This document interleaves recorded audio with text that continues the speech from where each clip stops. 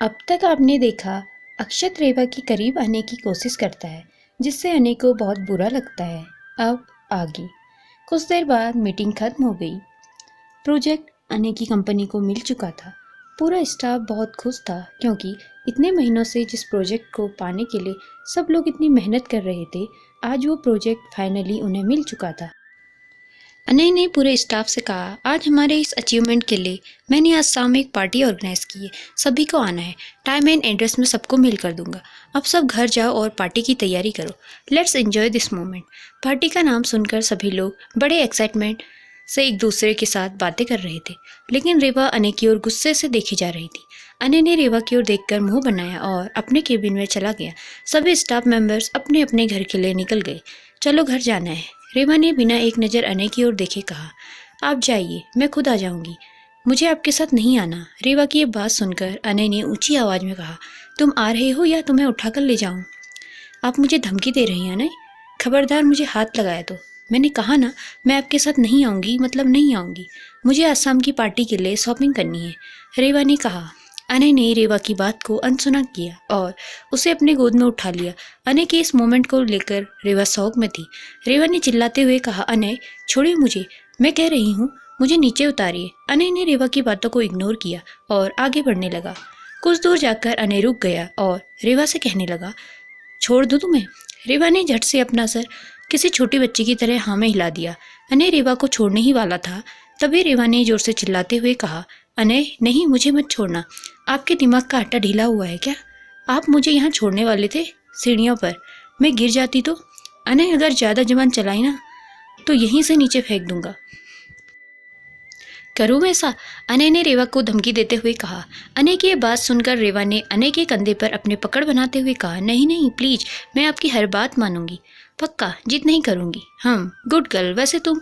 अनय इसके आगे कुछ बोल पाता, तभी पीछे से एक जानी पहचानी आवाज़ आती है। अनय जैसे ही पीछे मुड़कर देखता है, वो रेवा को झट से छोड़ देता है और रेवा नीचे ज़मीन पर गिर जाती है।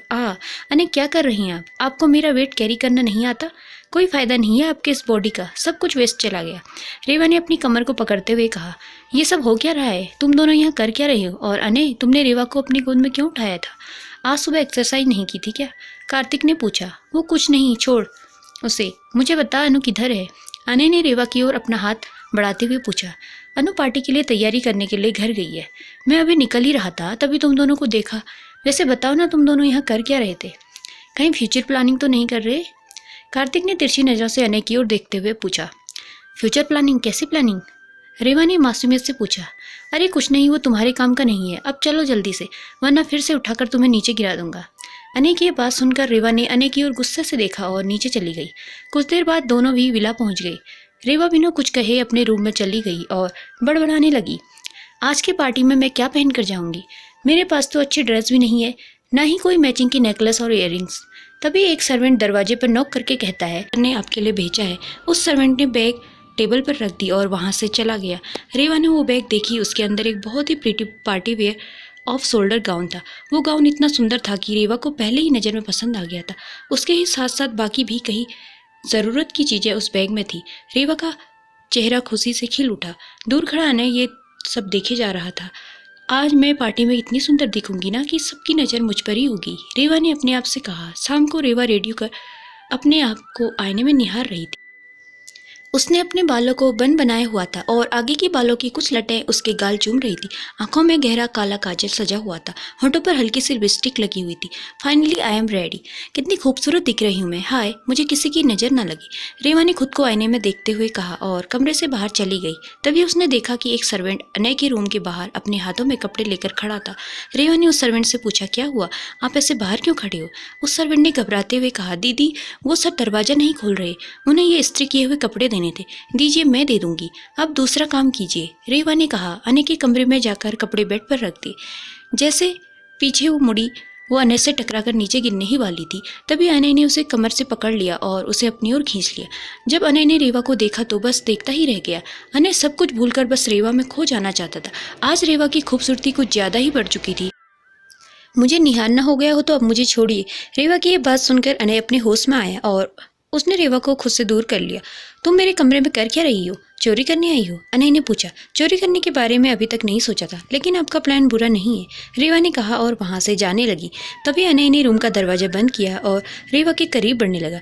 अनय को ऐसे अपने करीब बढ़ता देख रेवा ने कहा, आप ये क्या कर रहे हैं? दरवाजा क्यों बंद किया?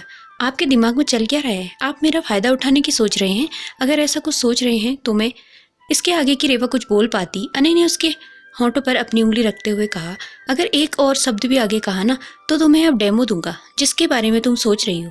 अनय ने रेवा के बाल जो कि जोड़े में बंधे हुए थे उन्हें खोल दिया। उसके अगले ही पल रेवा के बाल उसके कंधे से होकर उसकी कमर तक लहरा रहे थे। अनय ने रेवा के कानों में कहा, वैसे मैं ये कहना तो नहीं चाहता था, लेकिन आज तुम कुछ ज़्यादा ही सुंदर दिख रही हो। हम पार्टी में जा रहे हैं, वहाँ सबकी नज़रें ठीक नहीं होंगी। तुम्हारा गाउन ऑफ शोल्डर है, मैं नहीं चाहता कि तुम्हें पार्टी में कोई गलत नज़र से देखे, इसलिए बाल खुले ही मत छोड़ना। इस बार प्यार से समझा रहा हूँ, अगर बात नहीं मानी ना तो तुम्हें कमरे में बंद करके अकेला पार्टी के लिए चला जाऊँगा। रेवा को विश्वास ही नहीं हो रहा था कि अभी अभी अनय ने उसे कॉम्प्लीमेंट दी है। अनय को अपने इतना करीब देखकर रेवा का दिल जोरों से धड़कने लगा। अनय रेवा से दूर हुआ और कमरे के बाहर चला गया। रेवा के होठों पर एक प्यारी सी मुस्कुराहट ने जगह ले ली। दोनों का भी दिल एक दूसरे के लिए अनजाने में धड़कने लगा, लेकिन दोनों भी अपने इस फीलिंग से बेखबर थे। कुछ देर बाद दोनों भी पार्टी में पहुंच गए। जैसे ही अनुश्री ने रेवा को देखा तो बस वो देखती ही रह गई। वाह रेवा, कितनी प्रिटी दिख रही हो तुम, किसी की नज़र ना लगे तुम्हें। अगर मैं लड़का होती ना तो पक्का तुझे भगा कर ले जाती।